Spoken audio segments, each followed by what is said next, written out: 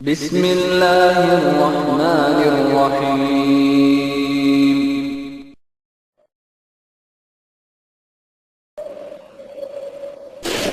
معراج ربانی کا آپریشن۔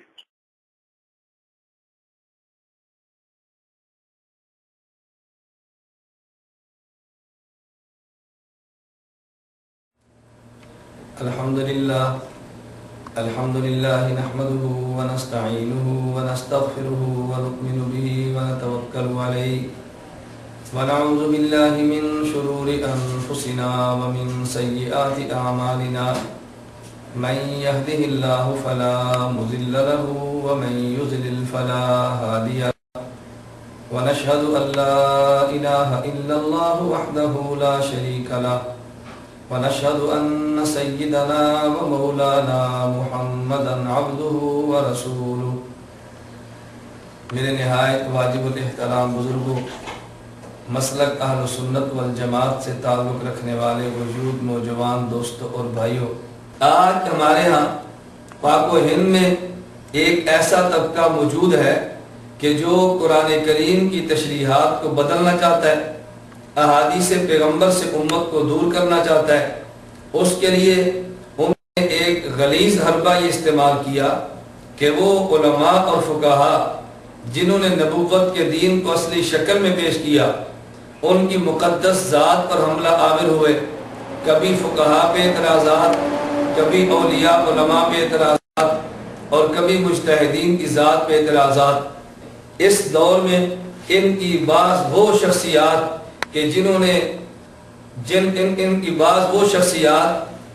نے میڈیا کے ذریعے ہم مبارک اور مقدس شخصیات پہ حملہ کیے، ان میں ایک نام معراج ربانی کا۔ حکیم الامت بننے کے لیے شروع سے ہی مکمل فیلڈ ہموار کی جاتی ہے، تیار کی جاتی ہے، تاکہ تم یہ تمام سب سن کر کے باقاعدہ سجدہ ریز ہو جاؤ، نام سنتے ہی سجدے میں پڑ جاؤ۔ اتنے بڑے عالم ہیں حکیم الامت۔ آپ کا نام اشرف علی اسی وقت تجویز فرمایا تھا، ابھی پیدا بھی نہیں ہوئے، آثار بھی نہیں ہوئے، کچھ بھی نہیں۔ نام کیا رکھا تھا ان کا؟ مجذوب صاحب نے بولو اشرف علی۔ ہاں، اور یہ غلام مرتضی جو ہے نا، نام بھی عجیب و غریب لگتا ہے۔ یہ مجذوب شیعوں کے اندر زیادہ ہوتے ہیں، اور اشرف علی بھی نام عجیب و غریب ہے، اسی ٹائپ کا ہے کہ نہیں ہے؟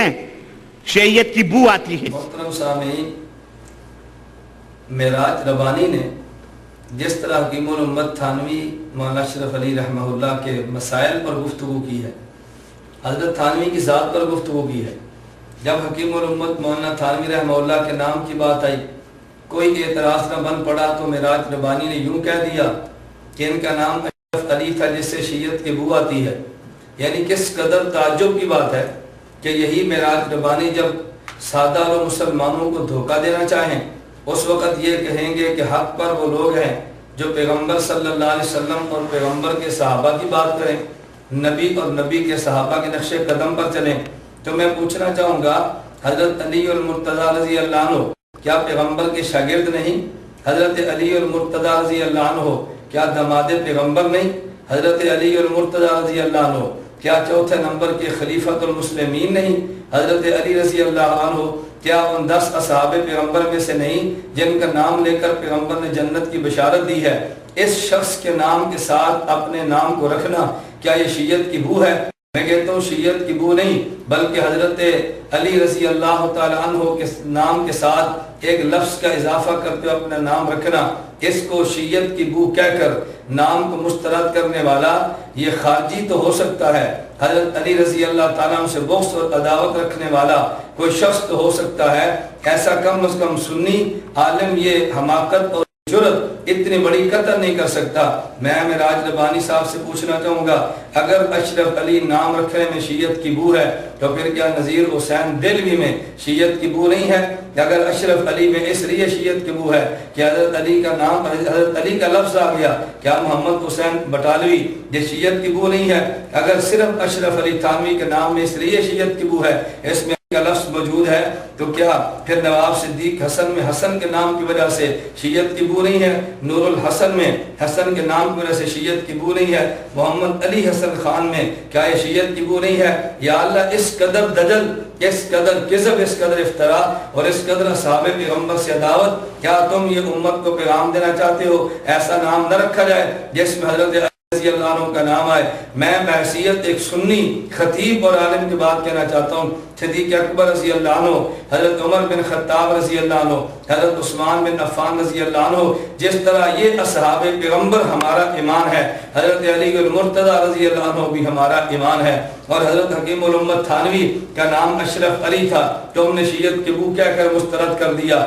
نواب وحید الزمان حیدرآبادی اپنی کتاب ہدیۃ المہدی من الفقہ المحمدی صفحہ 37 پہ تحریر کرتے ہیں کہ اگر امت تسمیت ہو بے غلام علی او غلام حسین او غلام محی الدین او غلام محمد او غلام غوث و امثالہا فجائزۃ بلا کراہۃ، کہتے ہیں غلام علی، غلام حسین، غلام محی الدین اور غلام محمد اور غلام غوث، ان جیسے نام رکھنے بلا کراہت جائز ہیں۔ تمہارا عالم اور تمہارا مذہبی پیشوا اس کو بلا کراہت جائز کہہ دے تو اس پر تمہیں کبھی غصہ نہیں آیا، کبھی تم نے اس کی تردید نہیں کی۔ اگر حکیم الامت تھانوی رحمہ اللہ کا نام اشرف علی رکھنا یہ شیعت کی بو ہے تو پھر پاکستان کا تمہارا وہ مولوی جس کا نام زبیر علی ہے، تو کیا زبیر علی کو تم نے کبھی یہ مشورہ دیا کہ تمہارے نام سے شیعت کی بو آتی ہے؟ بلکہ عجیب بات یہ ہے کہ زبیر علی اٹک کے قصبہ حضروں میں جس محلے اور جس گاؤں میں رہتا ہے اس کا نام داد پیر ہے، تو کیا داد پیر سے شرک کی بو نہیں آتی؟ تم ایک بار کہہ دو نا کہ زبیر علی کے نام سے شیعت کی بو ہے اور اس کے گاؤں داد پیر سے شرک کی بو ہے، لیکن تم ہرگز نہیں کہو گے کیونکہ تمہارا ملا جو ہے وہ تمہارا فرق جو ہے، تمہارا شخص زبیر نام علی ہو شیعت کی بو نہیں ہے، داد پیر میں رہتا ہو شرک کی بو نہیں ہے، اور حکیم الامت تھانوی کے نام کے ساتھ اشرف علی آ جائے وہ شیعت کی بو ہے۔ اسے بددیانتی، اسے جہالت اور اسے کذب اور افتراء کے علاوہ اور کوئی نام نہیں دیا جا سکتا۔ اور یہ جو تم نے حکیم الامت تھانوی کی ذات پر بحث کرنے کی کوشش کی، کتنی بڑی شخصیت بنا کر پیش کیا کہ لوگ سجدے میں گر جائیں، حاشا وکلا، خدا کی قسم احناف علماء دیوبند پہ بہت بڑا الزام ہے، ہم اللہ کی ذات کے علاوہ نبوت کو سجدے کے قائل ہیں، اللہ کی ذات کے علاوہ کسی جن اور فرشتے کو سجدے کے قائل نہیں ہیں، ہم اللہ کی ذات کے علاوہ کسی صحابی رسول صلی اللہ علیہ وسلم کو سجدے کے قائل نہیں ہیں۔ حکیم الامت کے لیے سجدے کا کیا معنی؟ لیکن تم معراج ربانی یہ بات کان کھول کر سن لو، اگر تم یہ سمجھتے ہو حکیم الامت تھانوی کی ذات پر اعتراض کر کے تم حکیم الامت تھانوی کی ذات کو مجروح کر دو گے تو میں کہتا ہوں این خیال است و محال است و جنوح، یہ تمہاری حماقت اور تمہاری بھول ہے۔ حکیم الامت تھانوی بڑے شخص تھے، آج بھی بڑے شخص ہیں، حکیم الامت تھانوی کا نام زندہ اور تابندہ رہے گا، ان کے سنہری کارناموں کو یاد رکھا جائے گا، اور اللہ رب العزت تمہیں بھی سمجھ اور عقل عطا فرمائے۔ ان اکابر پر بلا وجہ الزامات لگانے کی بجائے اگر علمی اختلاف ہے تم بڑے شوق سے بیان کرو اور اس بیان کا تم جواب بھی سنو، لیکن اکابر اور ان علماء کی ذات پر کیچڑ اچھال کے بلا وجہ عوام کو ان سے بددم کرنے کی تم خواہ مخواہ ایک سائل حاصل کرنا چاہتے ہو، اس کوشش کی وجہ سے تم اپنے اعمال نامے کو سیاہ تو کر سکتے ہو، اپنے اعمال نامے کو کالا تو کر سکتے ہو، اپنے اعمال نامے میں گناہوں کی پوٹلیاں تو سکتے ہو، لیکن حکیم الامت تھانوی نبر اللہ مرقدہ کی ذات پر تم ذرہ بھی کیچڑ اچھال کر اس قدر مجروح نہیں کر سکتے کہ حکیم الامت تھانوی رحمہ اللہ کی ذات سے لوگ تعلق توڑ دیں گے۔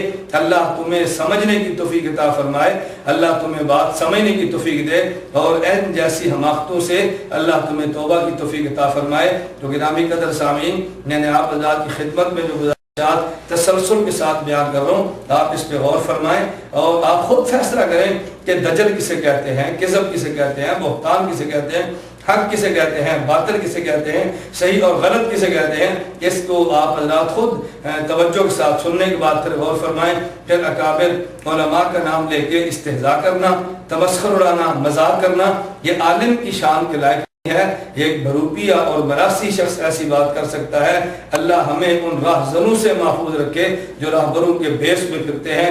اللہ ان لٹیروں کے اللہ شر سے محفوظ رکھے جو حضرات رہنماؤں کے روپ میں پھرتے ہیں.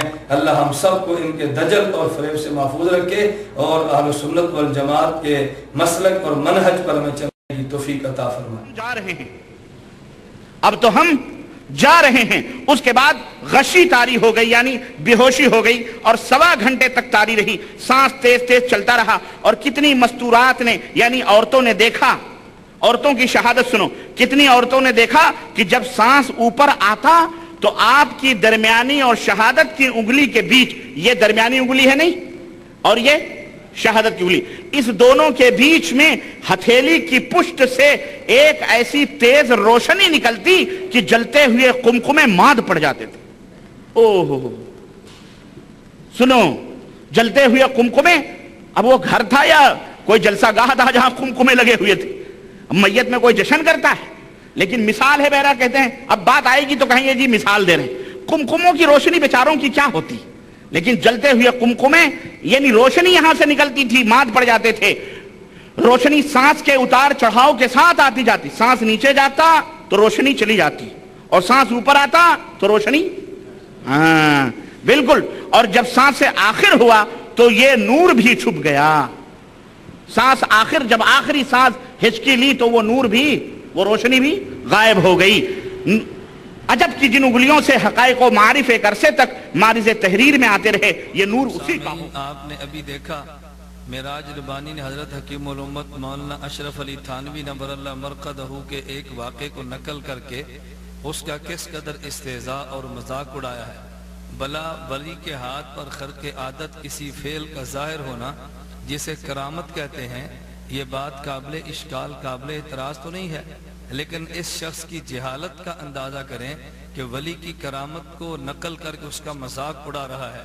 میں سمجھتا ہوں یہ جاہل شخص شاید ولی سے کرامت کا قائل نہیں ہے، یا اس کرامت کو سمجھنے سے آری اور غافل ہے. یہ سمجھا نہیں کہ حکیم الامت تھانوی کی کرامت ہے. تو جو واقعہ حضرت تھانوی رحمہ اللہ کے بارے میں نقل ہوا، یہی واقعہ تو ان کے اکابرین کی کتب کے اندر بھی اس سے یہی واقعہ اور اسی قسم کے واقعات تو ان کے اکابر کی کتب کے اندر بھی موجود ہیں. کہ دیکھیے میرے ہاتھ میں نواب صدیق حسن کی کتاب التاج المکلل موجود ہے. اسی التاج المکلل کے صفحہ نمبر 298 پر نواب صدیق حسن اپنے والد گرامی کے بارے میں لکھتے ہیں، لا یزال یرى النور علی قبرہ الشریف، کہ میرے والد کی قبر سے نور دیکھا جاتا رہا. اور والناس یتبرکون بہ، لوگ اس نور سے برکت بھی حاصل کرتے.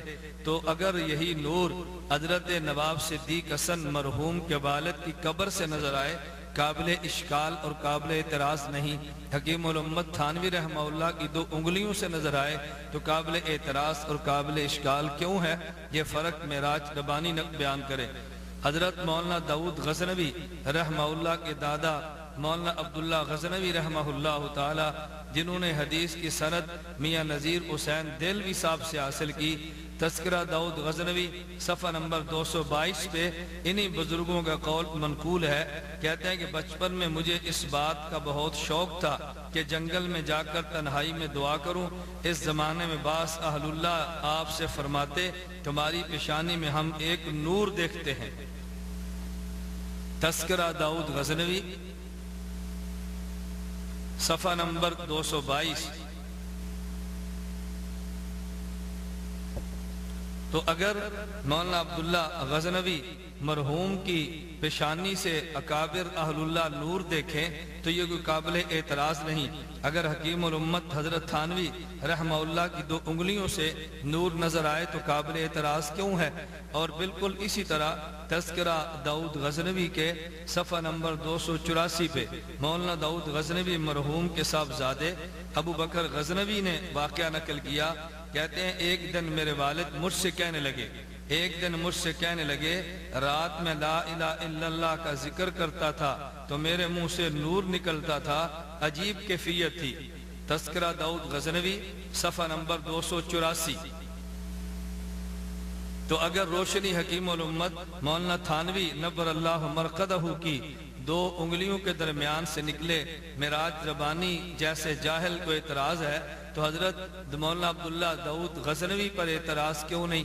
حضرت مولانا ابو داؤد غزنوی پر اعتراض کیوں نہیں؟ نواب صدیق حسن کے والد گرامی کی قبر سے نور آئے تو اس پر اعتراض کیوں نہیں؟ ان پر بھی اعتراض کرنا چاہیے تھا. ہمیں تو کوئی اعتراض نہیں، ہم نے ان کا ادب بھی کیا، ان کا احترام بھی کیا، ان کے واقعات کو کرامت سمجھ کر قبول بھی کیا. لیکن معراج ربانی میں کہتا ہوں اگر تم نے اعتراض کرنا تھا اپنے اکابر کی کتب پر بھی اعتراض کرتے. اگر ان سے تم نے چشم پوشی اختیار کی ہے، حکیم الامت تھانوی رحمہ اللہ پر اعتراض کرنا اس بات کی دلیل ہے کہ تمہیں چڑ ان واقعات سے نہیں بلکہ حکیم الامت تھانوی رحمہ اللہ جیسے اس فقی سے چڑ اور بغض ہے کہ جس کے بہشتی زیور کو اللہ نے قبولیت اور پذیرائی عطا فرمائی اور امت مسائل کے لیے بہشتی زیور کی طرف رجوع کر رہی ہے. اس سے بھی عجیب تر واقعہ میں آپ کی خدمت میں پیش کرتا ہوں. مولانا محمد ابراہیم میر سیال کوٹھی کی کتاب تاریخ اہل حدیث کے صفحہ نمبر 75 پہ ایک واقعہ درج ہے. پہلے صفحہ نمبر 71 پہ فیض ربانی کے عنوان سے انہوں نے ایک بات نقل کی جو صفحہ 72 کے آخر تک چلی ہے. اس کا میں واقعہ من و عن آپ کی خدمت میں نقل کرتا ہوں. کہتے ہیں ہر چند کہ میں سخت گناہگار ہوں لیکن یہ ایمان رکھتا ہوں اور اپنے صالح اساتذہ جناب مولانا ابو عبداللہ عبید اللہ غلام حسن صاحب مرحوم سیال کوٹی اور جناب مولانا حافظ عبد المنان صاحب مرحوم محدث وزیر آبادی کی صحبت و تلقین سے بعد یقین کے رتبے تک پہنچ چکی ہے کہ بزرگان دین خصوصاً حضرات ائمہ متبوعین رحمہم اللہ سے حسن عقیدت نزول برکات کا ذریعہ ہے. اس لیے بعض اوقات خدا تعالی اپنے فضل امیم سے کوئی فیض اس ذرہ بے مقدار پر نازل کر دیتا ہے. اس مقام پر اس کی صورت یوں ہے کہ جب میں نے اس مسئلہ کے لیے کتب متعلقہ الماری سے نکالی اور حضرت امام صاحب رحمہ اللہ کے متعلق تحقیقات شروع کی تو مختلف کتب کی ورق گردانی سے میرے دل پر کچھ غبار آ گیا. امام صاحب سے مراد حضرت امام اعظم ابو حنیفہ نور اللہ مرقدہ کی ذات گرامی ہے. کہتے ہیں ان کے متعلق کچھ میرے دل پر غبار آیا جس کا اثر بیرونی طور پر یہ ہوا کہ دن دوپہر کے وقت جب سورج پوری طرح روشن تھا یکا یک میرے سامنے گھپ اندھیرا چھا گیا.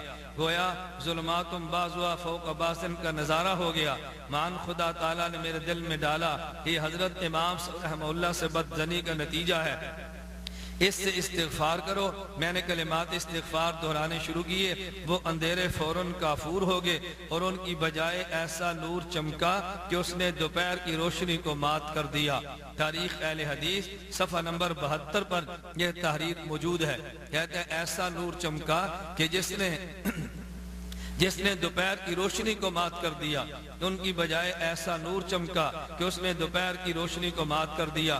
اب میں معراج ربانی سے پوچھنا چاہتا ہوں اگر حکیم الامت تھانوی نور اللہ مرقدہ کی 2 انگلیوں سے روشنی نکلے جو کمکموں کو مات کر دے تمہیں اعتراض ہوا تو جو اگر ایسا نور دن کو نکلے جو سورج کی روشنی کو مات کر دے اس پر اعتراض تم نے کیوں نہیں کیا؟ میں نے اس لیے کہا معراج ربانی یا تو جاہل ہے اور یا یہ خائن اور بددیانت ہے.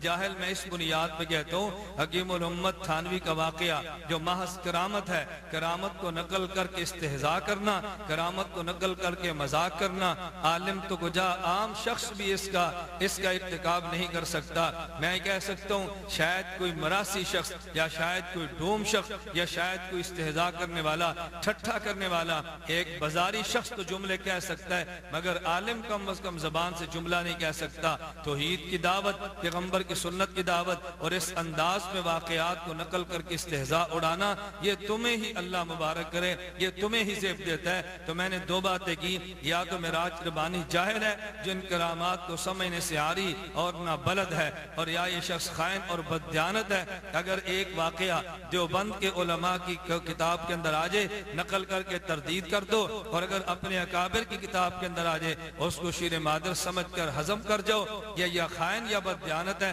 اس کو چاہیے یا جہالت کی بجائے علم حاصل کرے اور کرامات پہ قرآن و سنت کا مطالعہ کرے، اور یا اگر یہ جہالت کو بجائے ان واقعات کو سمجھتا ہے تو پھر جو ان کے اکابر کی کتب میں واقعات موجود ہیں ان کی تردید بھی کر دیتا، ایک بیان اس کے خلاف بھی ریکارڈ کر دیتا۔ ہم سمجھتے کہ اگر جاہل ہے لیکن بددیانت نہیں، بلکہ جس کو حق سمجھتے سب کی تردید کرتا ہے۔ صرف علماء دیوبند کو تختہ مشق بنا کر بازاری زبان استعمال کرنا، یہ معراج ربانی جیسے جاہل، خائن، بددیانت اور دجال شخصوں کی زیب دیتا ہے۔ میں گرامی قدر سامعین آپ کی خدمت میں واقعات اس لیے نقل کر رہا ہوں، میں حضرت تھانوی کے واقعے پر دلائل بھی دے سکتا ہوں، لیکن میں صرف یہ ثابت کرنا چاہ رہا ہوں حضرت تھانوی کے متعلقہ اگر یہ واقعہ آیا ہے تو یہ اکابر غیر مقلدین کی ذات کے بارے میں بھی واقعات موجود ہیں۔ یہ کوئی انوکھی اور تعجب کی بات نہیں کہ آدمی اس کو استہزاء کے بیان کرے، مذاق اڑا کے رد کر دے۔ میں اللہ سے دعا کرتا ہوں اللہ اس کے دجل سے امت کو محفوظ فرمائے، اس کی خیانت اور بددیانتی سے اللہ امت کو محفوظ رکھے، اور اس شخص کو بھی اللہ رتی علم کا بھی دے، اللہ ذرہ حیا بھی عطا کرے تاکہ اکابر کے خلاف بول تو اس کو کم از کم کچھ مذہبی غیرت کا احساس ہو۔ اللہ رب العزت ہمیں اکابر کا احترام کرنے کی کہتے ہیں اگر فجر کی نماز پڑھنے میں سورج نکل آیا تو نماز نہیں ہوتی ہے، سورج میں روشنی آ جانے کے بعد قضا پڑھے، لیکن اگر عصر کی نماز پڑھنے میں سورج ڈوب گیا تو اس کی نماز ہو جاتی ہے۔ اور اللہ کے رسول صلی اللہ علیہ وسلم کی متفق علیہ روایت صحیح بخاری اور صحیح مسلم کی، اللہ کے نبی نے فرمایا کہ اگر کسی نے صبح کی نماز کی نیت باندھی اور ایک رکعت پڑھی اور دوسری رکعت میں سورج نکل آیا تو اس کی نماز ہو جاتی، اور اسی طرح غروب نیت باندھی اس نے اور دن غروب ہو گیا ایک رکعت پڑھنے کے بعد پوری نماز پڑھ لے اس کی نماز ہو جاتی۔ یہ دونوں حدیثیں صحیح بخاری اور صحیح مسلم کے اندر موجود ہیں، لیکن حضرت حکیم الامت فرماتے ہیں اور فقہ حنفی کے حوالے سے کہ اگر فجر میں دن نکل آیا تو نماز نہیں ہوتی، عصر میں ڈوب گیا تو نماز۔ یہ کہاں ہے؟ یہ قرآن اور سنت کی، یہ حدیث رسول کے سراسر خلاف۔ آپ نے معراج ربانی کو حضرت حکیم الامت تھانوی رحمہ اللہ کے بہشتی زیور میں درج ایک مسئلے پر اعتراض کرتے ہوئے سنا۔ معراج ربانی نے اس موضوع پر اس مسئلے کے متعلقہ دو باتیں کی ہیں، بلکہ یوں کہنا چاہیے کہ دو مسئلے نقل کیے۔ نمبر ایک کہتا ہے بہشتی زیور میں لکھا حکیم الامت تھانوی رحمہ اللہ فرماتے ہیں اگر فجر کی نماز پڑھ رہا تھا، ایک رکعت پڑھی اور سورج نکل گیا تو نماز نہیں ہوتی بلکہ سورج نکلنے کے بعد نماز ادا کرے، لیکن اگر عصر کی نماز پڑھ رہا تھا، ایک رکعت ادا کی اور سورج غروب ہو گیا تو نماز جاری رکھے۔ اس نے عصر کی نماز کو صحیح تسلیم کرتے اس کے خلاف کوئی گفتگو نہیں کی، البتہ فجر کی نماز کے متعلقہ مسئلے کو نقل کرنے کے بعد معراج ربانی نے کہا کہ یہ مسئلہ نبی کریم صلی اللہ علیہ وسلم کی حدیث سے مبارک کے خلاف ہے، یعنی گویا یہ کہنا کہ اگر فجر کی ایک رکعت پڑھ لی اور سورج نکل آیا تو نماز روک دے اور نماز نہ پڑھے بلکہ سورج نکلنے کے بعد پڑھے، یہ حدیث پیغمبر کے خلاف ہے۔ کس قدر بددیانتی اور خیانت کی بات ہے حکیم الامت تھانوی کے مسئلے کو نقل کر کے فقہ حنفی کا مسئلہ کہنا، پھر اس مسئلے کو سنت کے خلاف کہنا۔ تاثر وہ یہ دے رہا ہے کہ حکیم الامت تھانوی رحمۃ اللہ علیہ نے جو فقہ حنفی کے مسئلے نقل کیے وہ حدیث پیغمبر صلی اللہ علیہ وسلم کے خلاف ہے۔ حکیم الامت تھانوی رحمۃ اللہ علیہ نے اگر مسئلہ یہ بیان کیا کہ ایک رکعت پڑھ لی اور سورج نکل گیا تو نماز چھوڑ دے، نماز نہ پڑھے، اگلی رکعت نہ پڑھے، یہ حدیث پیغمبر کے خلاف نہیں ہے بلکہ اس کا مستدل حضرت تھانوی رحمہ اللہ کے بیان کردہ اس مسئلے کی بنیاد وہ حدیث سے مبارک ہے کہ جو حدیث صحیح مسلم میں حدیث نمبر 1388 نمبر حدیث موجود ہے۔ حضرت عبداللہ بن عمر رضی اللہ تعالیٰ عنہ ارشاد فرماتے ہیں نبی کریم صلی اللہ علیہ وسلم نے فرمایا وَوَقْتُ صَلَاةِ الصُّبْحِ مِن طُلُوعِ الْفَجْرِ مَا لَمْ تَطْلُعِ الشَّمْسُ فَإِذَا طَلَعَتِ الشَّمْسُ فَأَمْسِكْ عَنِ الصَّلَاةِ فَإِنَّهَا تَطْلُعُ بَيْنَ قَرْنَيِ الشَّيْطَانِ۔ نبی کریم صلی اللہ علیہ وسلم نے فرمایا کہ فجر کی نماز کا، صبح کی نماز کا وقت طلوع فجر سے لے کے طلوع شمس تک ہے، لیکن جب سورج نکلے تو نماز سے رک جاؤ، نماز نہ پڑھو۔ تو جو بات اللہ کے پیغمبر نے ارشاد فرمائی وہی بات حکیم الامت تھانوی نے ارشاد فرمائی ہے، تو یہ مسئلہ حدیث پیغمبر کے خلاف نہیں بلکہ حدیث پیغمبر کے مطابق ہے۔ تو تم جاہل اور خائن آدمی نے کیسے کہہ دیا کہ یہ مسئلہ حدیث پیغمبر کے خلاف ہے؟ میں کہتا ہوں یا تو شخص جاہل ہے، اس کے علم میں وہ حدیث مبارک صحیح مسلم کی موجود نہیں جو حکیم الامت تھانوی کے مسئلے کی دلیل ہے، یا اس کے علم یا یہ جاہل ہے اور اس کے علم میں حکیم الامت تھانوی کے مسئلے کی وہ دلیل موجود نہیں جو صحیح مسلم میں موجود ہے، یا یہ خائن اور بددیانت ہے، اس کے علم میں دلیل موجود تھی مگر دلیل کو نقل کرنے کی بجائے حکیم الامت تھانوی کے مسئلے کو حدیث پیغمبر کے خلاف کہہ دیا۔ میں اس لیے کہتا ہوں معراج ربانی جاہل ہے اور یا یہ شخص خائن ہے۔ جہالت اور خیانت کی وجہ سے حکیم الامت تھانوی اور فقہ حنفی پر اعتراض کرنے کی بجائے اس شخص کو گڑ گڑا کے اللہ کے حضور توبہ کر کے گزشتہ بددیانتیوں پر معافی مانگنی چاہیے، نہ یہ کہ حکیم الامت تھانوی اور اکابر کے مسئلوں کو غلط نقل کر کے یا ان کی دلائل کو حذف کر کے ان اکابر پر بہتان بازی باندھیں۔ تو میں نے خلاصہ نقل کیا کہ یا شخص یہ جاہل ہے، اس کے علم میں یہ دلیل موجود نہیں، یا دلیل موجود تھی مگر چھپا کے حکیم الامت تھانوی پر الزام عائد کیا کہ مسئلہ حدیث پیغمبر کے خلاف ہے۔ تو ایسا کام یا جاہل کر سکتا ہے یا خائن کر سکتا ہے۔ اللہ ہم سب کو علم کی نعمت عطا فرمائے، جہالت سے محفوظ رکھے، امانت کی دولت عطا کر کے خیانت اور بددیانتی سے محفوظ رکھے۔ سنو آگے بڑھو، میاں کے لاپتہ ہو جانے کا بیان، جس کا شوہر بالکل لاپتہ ہو گیا، ذرا غور سے سننا، معلوم نہیں مر گیا یا زندہ ہے، تو وہ عورت اپنا دوسرا نکاح نہیں کر سکتی بلکہ انتظار کرتی رہے کہ شاید آ جاوے۔ جب انتظار کرتے کرتے اتنی مدت گزر جاوے کہ شوہر کی عمر 90 برس کی ہو جاوے تو اب حکم لگا دیں گے کہ وہ مر گیا ہوگا۔ سو اگر وہ عورت ابھی جوان ہو اور نکاح کرنا چاہے تو شوہر کی عمر 90 برس کی ہونے کے بعد عدت پوری کر کے نکاح کر سکتی۔ ابھی شوہر 90 برس کا ہو جائے گا، بیچاری کی جوان رہے گی۔ گرامی قدر سامعین، معراج ربانی جیسے خائن انسان کی ایک اور بددیانتی اور خیانت کا مظاہرہ آپ نے کیا۔ یہ اس وقت میرے ہاتھ میں بہشتی زیور حکیم الامت مولانا اشرف علی تھانوی نور اللہ مرقدہ کی کتاب موجود ہے۔ یہ مسئلہ اس بہشتی زیور کے صفحہ 330 پر موجود ہے جو ابھی معراج ربانی نے بیان کیا۔ اس شخص نے 2 خیانتیں اور بددیانتیں کی ہیں، بلکہ میں یوں کہوں گا کہ ایک اس شخص کی جہالت ہے اور ایک اس کی خیانت اور بددیانتی ہے۔ جہالت یہ کہ اس نے مسئلہ بیان کرتے حکیم الامت حضرت تھانوی رحمہ اللہ پہ ایک احمقانہ اعتراض یہ کیا کہ جب شوہر کی عمر 90 سال ہے عورت جوان کیسے ہو سکتی ہے؟ مجھے آپ بتاؤ، آئے روز آپ اخبارات پہ یہ بات نہیں پڑھتے کہ اگر بوڑھا شخص نوجوان لڑکی سے شادی کرتا ہے کہ آئے دن اخبارات پہ خبریں بھی ہیں، اور اگر اخبارات پہ خبریں نہ بھی ہوں تو کیا یہ ممکن نہیں ہے کہ اگر شوہر نے شادی کی تو اس کی عمر 88 سال ہے، 80 سال ہے، 85 سال ہے، عورت جوان ہے۔ اب اگر شوہر لاپتہ ہو گیا تو آج 88 سال کی عمر میں اس نے نکاح کیا، اگر نکاح کے 2 دن بعد بھی غائب ہو تو 2 سال بعد اس کی عمر 90 سال ہے، تو 2 سال کے بعد وہ 90 سال کا ہو گیا۔ اسی طرح اگر کسی نے 80 سال کی عمر میں شادی کی ہے، 10 سال کے بعد وہ 90 سال کا ہو گیا۔ کس قدر جہالت پر مبنی یہ بات ہے کہ عورت جوان ہو تو شوہر کی 90 سال عمر نہیں ہو سکتی۔ کیا عورت کی جوانی میں شوہر 90 سال کا نہیں ہو سکتا؟ ہاں، یہ تو تم نے جہالت سے کام لیا۔ اگلی تم نے بددیانتی یہ کی ہے، حکیم الامت تھانوی رحمۃ اللہ علیہ نے بہشتی زیور میں اگر یہ مسئلہ درج فرمایا ہے کہ عورت کا شوہر لاپتہ ہو گیا، 90 سال اس کی عمر تک انتظار کی جائے، اس کی عمر 90 سال ہو گئی، اب یہ عورت کسی اور شوہر سے نکاح کر سکتی ہے۔ آپ نے اس پہ غور کیا کہ یہ جو بہشتی زیور کا تم نے مسئلہ بیان کیا، کیا بہشتی زیور کے حاشیے پر حکیم الامت تھانوی رحمۃ اللہ علیہ نے اس مسئلے کے علاوہ احناف کا مفتہ بھی قول نقل نہیں کیا؟ وہی حکیم الامت تھانوی جو بہشتی زیور پہ مسئلہ درج فرما رہے ہیں اسی کے نیچے حاشیے پہ لکھتے ہیں، لیکن آج کل شدت ضرورت کی وجہ سے علماء نے امام مالک صاحب رحمہ اللہ کے مذہب پر فتویٰ دیا ہے، ان کے نزدیک اتنی مدت شرط نہیں، اگر کسی کو ضرورت ہو تو علماء سے مفصل طور سے معلوم کر کے اس پر عمل کر سکتا ہے، یہاں پر تفصیل سے لکھنے کی گنجائش نہیں۔ نیز ایک رسالہ الحیلۃ الناجزہ للحلیلۃ العاجزہ میں اس مسئلہ اور اس قسم کے دوسرے ضروری مسائل کو کہ جن میں امام مالک رحمہ اللہ کے مذہب پر فتویٰ دینے کی گنجائش ہے تفصیل سے لکھا گیا ہے، اور علماء تھانہ بند، دیوبند، سہارنپور کے اس پر متفقہ دستخط ہیں، اس کو بھی ایسی ضرورت کے وقت بغور دیکھنا ضروری ہے۔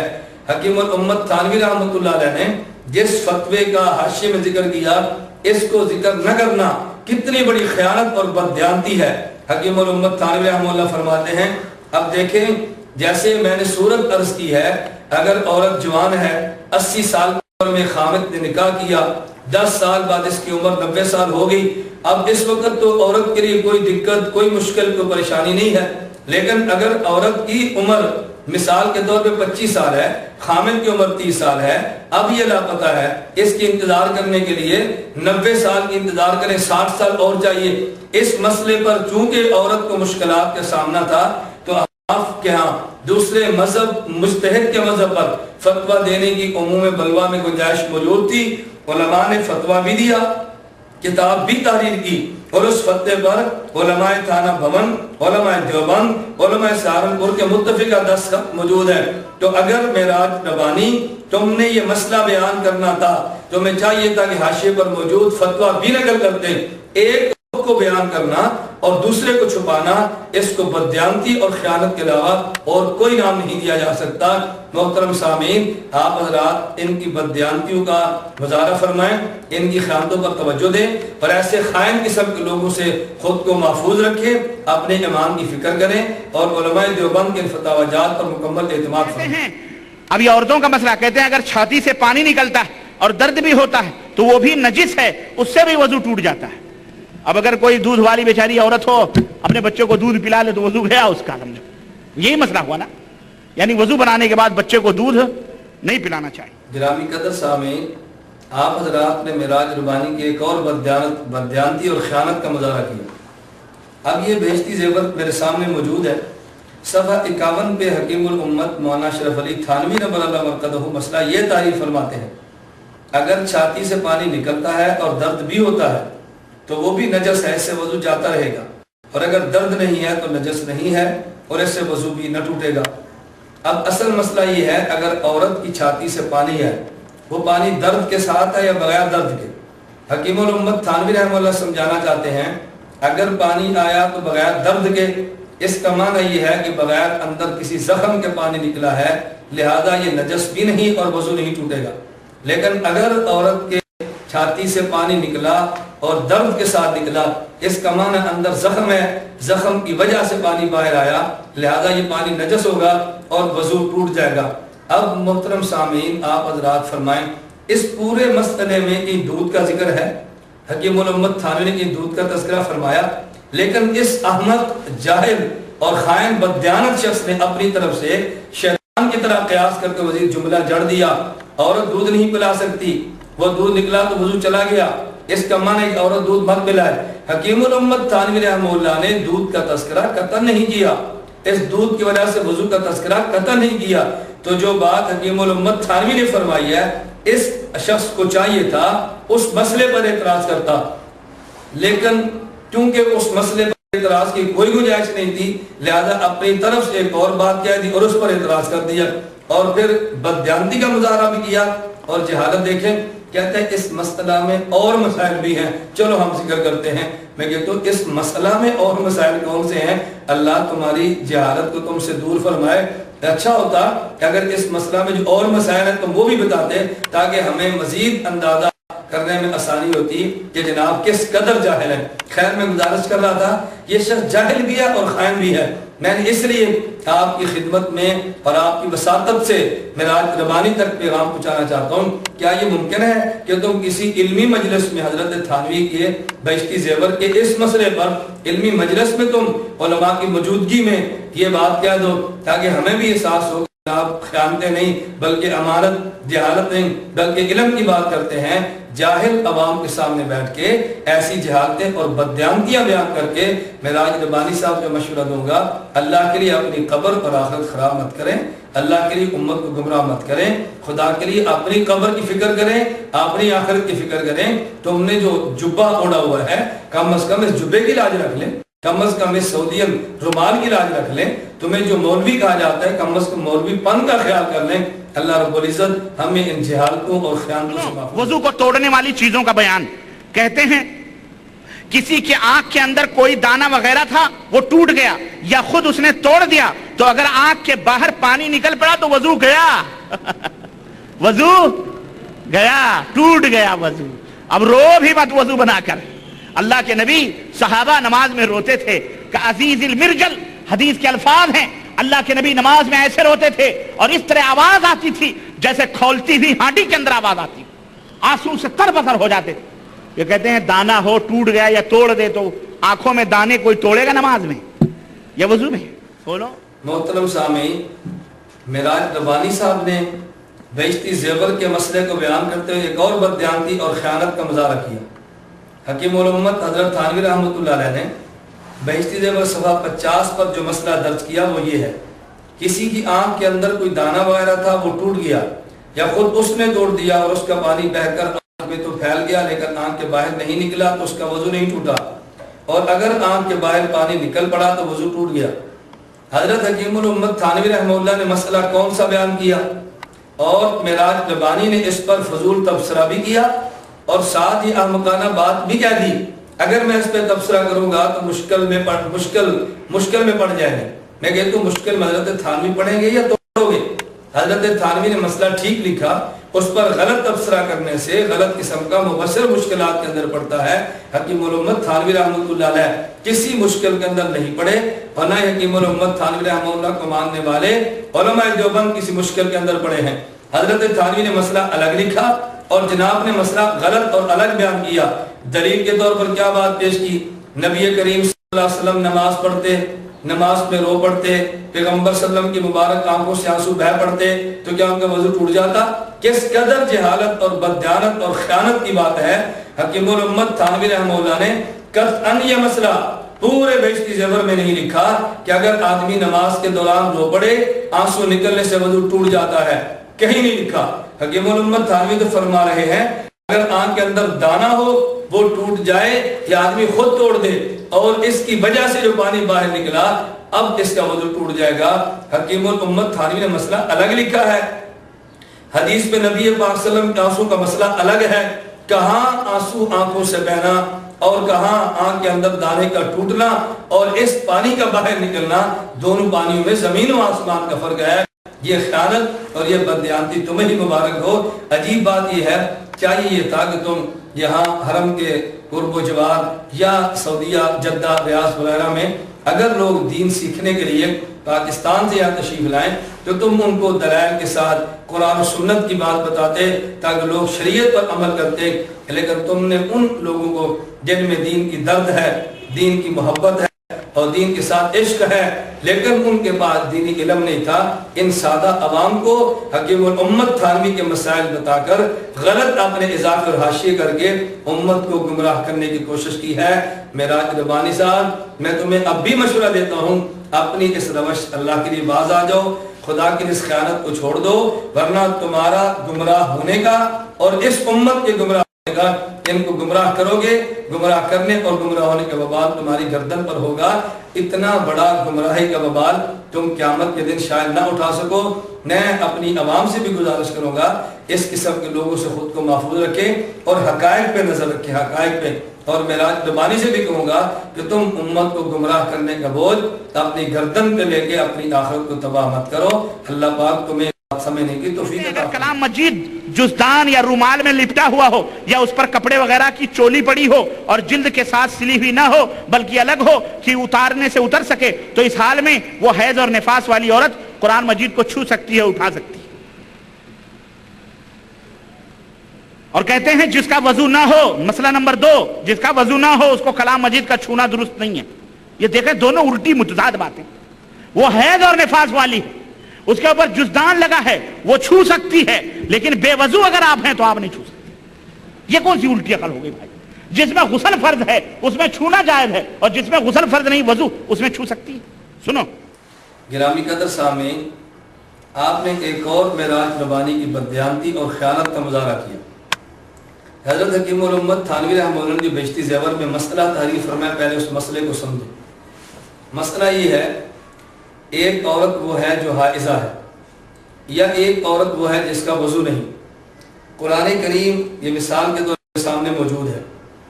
اہل سنت والجماعت کا مسلک یہ ہے ناپاک بدن کے ساتھ قرآن کریم کو چھونا گناہ ہے، لیکن اگر ناپاک ہو اس کی صورت کیا ہے، عورت اس کو حیض آ جائے، عورت ہو یا مرد ہو اور بے وضو ہو اور قرآن کریم کو چھونا چاہیں، قرآن کریم کو بغیر کسی غلاف بغیر پردے اور بغیر کسی حائل کے محدث ناپاک بدن والے شخص کے لیے خواہ اس کا وضو نہ ہو، خواہ وہ جنبی ہو، خواہ عورت حائضہ اور نفاس والی ہو، اس کے لیے چھونا جرم ہے۔ حکیم الامت تھانوی رحمۃ اللہ علیہ فرماتے ہیں اگر حائضہ عورت قرآن کریم کو چھونا چاہے تو وہ چادر کے ساتھ چھوئے، پردے کے ساتھ چھوئے، جزدان وجود اس کا خیال کرے، لیکن اگر بے وضو ہو قرآن کریم نہ چھوئے، مطلب یہ کہ بغیر حائل، بغیر کپڑے اور بغیر پردے کے چھونا بے وضو آدمی کے لیے ناجائز اور گناہ ہے۔ اب حکیم الامت تھانوی رحمہ اللہ مسئلہ تو یہ بیان کیا، لیکن معراج ربانی نے بددیانتی اور خیانت کا مظاہرہ یوں کیا، کہتا ہے حکیم الامت تھانوی فرماتے ہیں حائضہ عورت کے لیے تو قرآن کریم کو چھونا جائز ہے اور بے وضو کے لیے قرآن کریم کو چھونا جائز نہیں۔ بھائی حضرت حکیم الامت تھانوی جو مسئلہ بیان فرماتے ہیں وہ مسئلہ سمجھو۔ حکیم الامت تھانوی فرماتے ہیں حائضہ عورت کے لیے قرآن کریم کو جزدان، قرآن کریم کو کپڑے کی چولی، قرآن کریم کو رومال کے ساتھ چھونا جائز ہے۔ حضرت حکیم الامت تھانوی نے حائضہ کے لیے بغیر رومال اور بغیر کپڑے کے چھونے کے قطعاً جواز کی بات نہیں کی، اور بے وضو آدمی کو جو کہا قرآن کریم چھونے منع کیا وہ بغیر حائل کے چھونے سے منع کیا۔ مسئلہ تو یہ تھا، مگر معراج ربانی نے خلط مل اور دجل سے کام لیتے ہوئے حکیم الامت تھانوی پہ الٹا الزام لگا دیا۔ اور یہ مسئلہ جو حضرت حکیم الامت تھانوی رحمۃ اللہ علیہ نے بہشتی زیور میں بیان فرمایا ہے، اسی مسئلے کو سعودی بہت بڑے عالم نے اسی مسئلے کو اسی انداز میں لکھا، اور یہ سعودی عالم جسے شیخ صالح فوزان کہا جاتا ہے، یہ سعودی عالم وہ ہیں جو مشہور سعودی عالم ہیں اور ڈاکٹریٹ تک کی اعلیٰ تعلیم حاصل کی ہے، اور سعودی عرب کی درج ذیل اعلیٰ کمیٹیوں کے ممبر ہیں، دار الافتاء کی فتویٰ کمیٹی، رابطہ عالم اسلامی کی فقہ کمیٹی، حیات کبار العلماء کے رکن، اور یہ وہی سعودی صالح فوزان شخص ہیں کہ اگر ڈاکٹر لقمان سلفی کو چندہ لینے کے لیے اسی صالح فوزان کی تزکیہ اور ان کے رکے کی ضرورت پڑی ہے، ان کو ان القابات سے یاد کیا ہے۔ کہتا ہے صاحب المعالی الداعیۃ الکبیر الشیخ صالح بن فوزان الفوزان عضو ہیئت کبار العلماء۔ میں معراج ربانی صاحب سے پوچھتا ہوں کیا سعودی علماء کے یہ القابات محض چندہ وصول کرنے کے لیے ہیں، یا اگر یہ سعودی جیت علماء فتویٰ دیں تو تم ان کے فتوے بھی قبول کرو گے؟ جو فتویٰ اور مسئلہ حکیم الامت اشرف علی تھانوی رحمہ اللہ نے بہشتی زیور میں دیا ہے، اور معراج ربانی نے اس کا استہزاء اور مذاق اڑایا ہے اور خیانت کے ساتھ امت کے سامنے پیش کیا ہے، بالکل یہی فتویٰ شیخ صالح الفوزان نے فتاوی علماء البلد الحرام صفحہ نمبر 448 کے اندر درج کیا ہے۔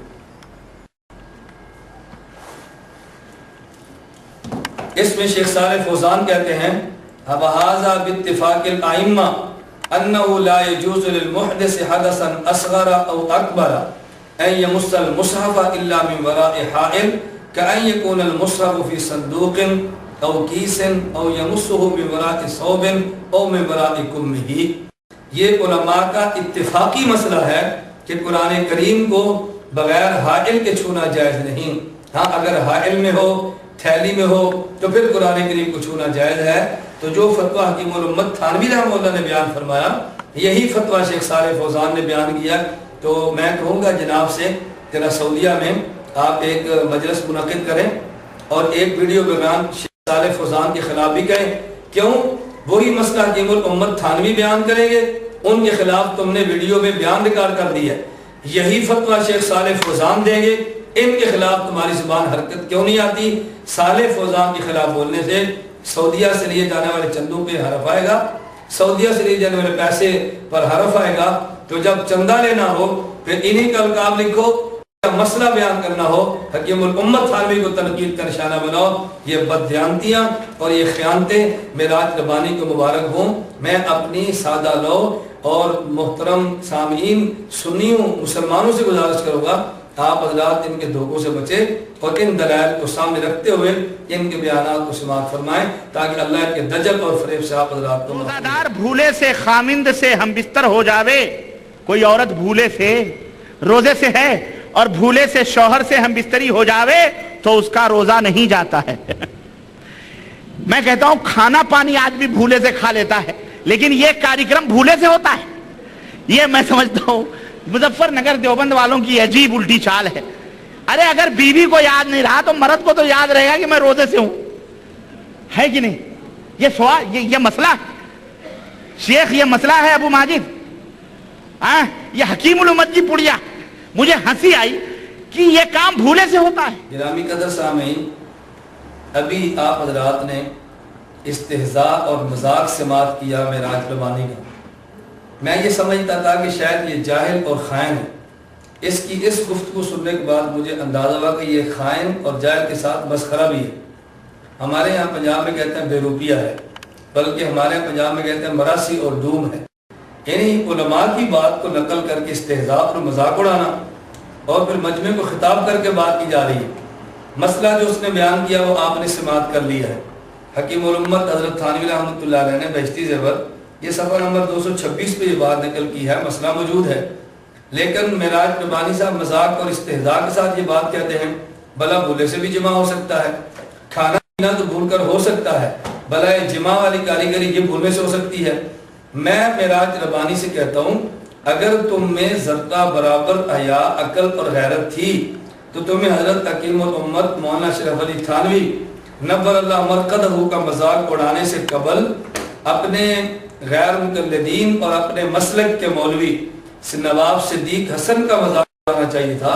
نواب صدیق حسن نے یہ مسئلہ الروضۃ الندیہ صفحہ نمبر 297 پر یہ مسئلہ نقل کیا. صفحہ نمبر 297.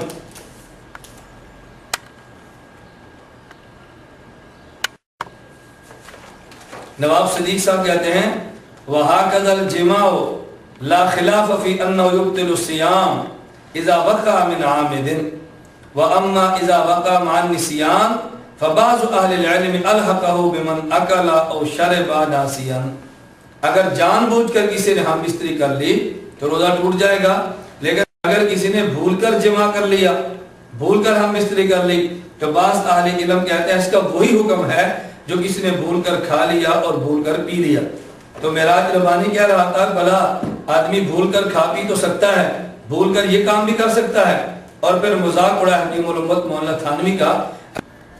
اگر معراج ربانی آپ نے مذاق اڑانا تھا حکیم الامت مولانا اشرف علی تھانوی کا, تو آپ مذاق اڑاتے نواب وحید الزمان حیدرآبادی کا, جس نے کتاب لکھی ہے کنز الحقائق. آپ ذرا کتاب کے نام پہ غور کریں, کنز الحقائق من فقہ خیر الخلائق. اب خیر الخلائق کون ہے؟ نبی کریم صلی اللہ علیہ وسلم کی ذات گرامی. کہتے ہیں خیر الخلائق شخص کی فقہ میں سے. میں یہ کنز الحقائق تمہارے سامنے بیان کر رہا ہوں, یہ حقائق کا خزانہ ہے. اس کے صفحہ نمبر 47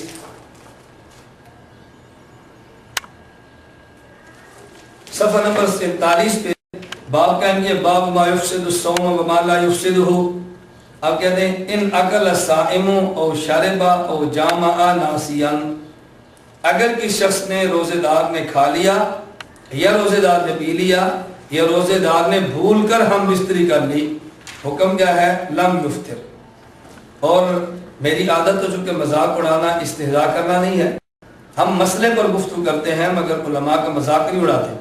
اگر میں مذاق اڑاتا تو پھر میں وہ جملے نقل کرتا جو وحید الزمان نے روزہ نہ ٹوٹنے کے بارے میں صورتیں نقل کی ہیں, اور پھر میں آپ سے پوچھتا کیا یہ مذاق بازی اگر جو تم نے حکیم الامت مولانا تھانوی رحمۃ اللہ علیہ سے فرمائی ہے, یہ مذاق بازی ذرا اپنے اکابر سے بھی کر لیتے.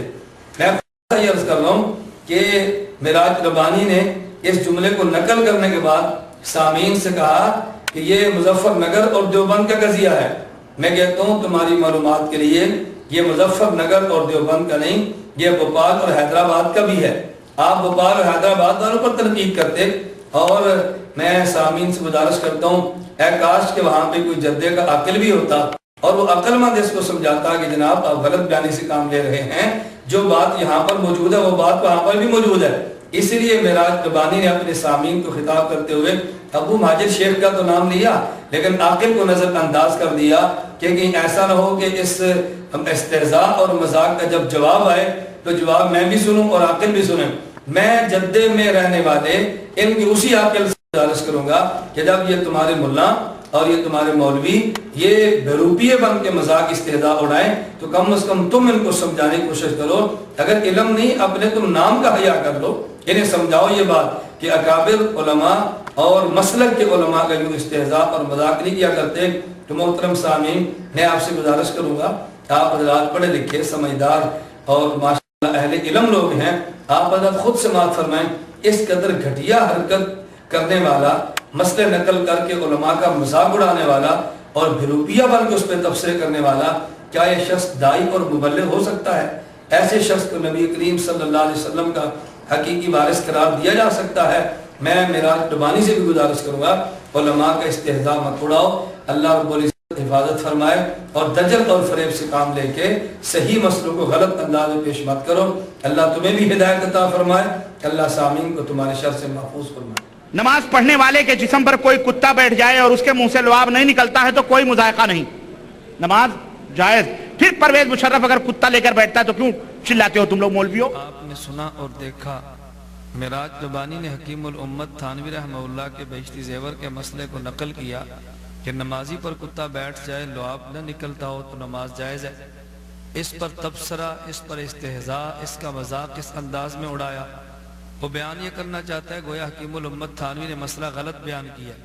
چاہیے تو یہ تھا اس کے خلاف میں قرآن و سنت سے دلائل دیتا, لیکن دلائل دینے کی بجائے مذاق اڑاتے ہوئے کہا کہ اگر تمہارے ہاں تو کتا نمازی پر بیٹھ جائے تو جائز ہے, اور پرویز مشرف اگر کتا اٹھائے تو اس پر کیوں تنقید کرتے ہو؟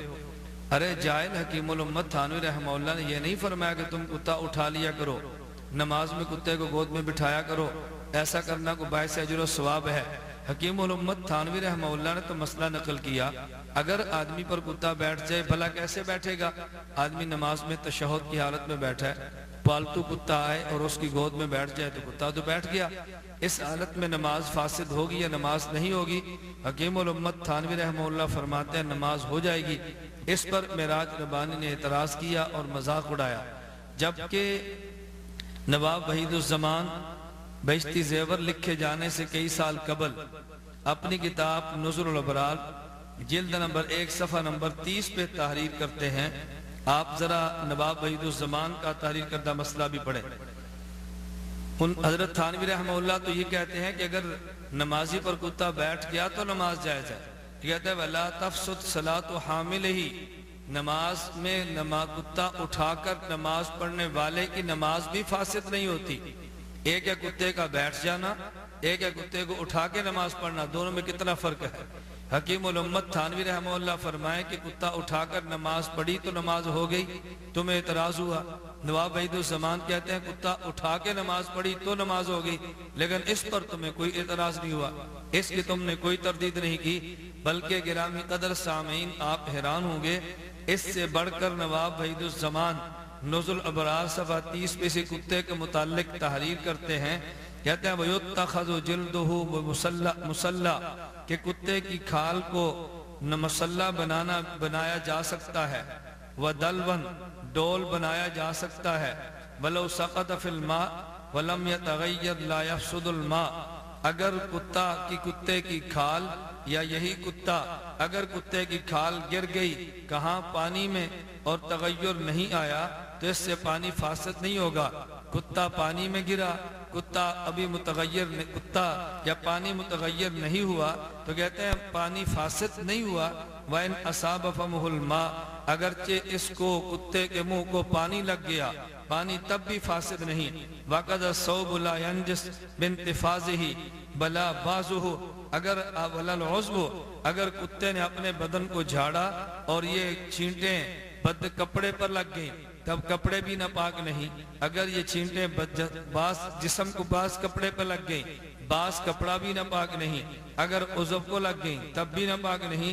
وَلَوْ أَصَابَهُ رِيقُهُ, اور اگرچہ کتے کا لعاب لگا تب بھی یہ کپڑا پاک, تب بھی یہ جسم پاک. عجیب بات یہ ہے حکیم الامت تھانوی رحمت اللہ علیہ صرف اتنا مسئلہ تحریر کریں، حکیم الامت تھانوی رحمت اللہ علیہ صرف اس قدر مسئلہ تحریر فرما دیں کہ کتے کو کتا نمازی پر بیٹھ جائے تو نماز ہو جاتی ہے، تمہیں اعتراض ہوا، اس قدر مسئلہ لکھنے سے معراج ربانی جیسے جاہل شخص کے پیٹ میں مروڑ اٹھا، لیکن وحید الزمان نے جو اس قدر مسائل کتے کے متعلقہ لکھ دیے، اس پر تبصرہ کیوں نہیں، اس پر ریکارڈنگ کیوں نہیں، اس کے خلاف گفتگو کیوں نہیں؟ میں اس لیے کہتا ہوں نواب معراج ربانی، اگر تمہارے علم میں اپنے اکابر کی کتب نہیں، کتب ہم سے لو، ان کا مطالعہ کرو، اگر تمہارے علم میں ہے پھر بددیانتی مت کرو، ذرا ان اپنے اکابر اہل حدیث، اپنے اکابر غیر مقلدین کے خلاف بھی کو کیسٹ ریکارڈ کروا دو، تو یہ شخص جاہل ہے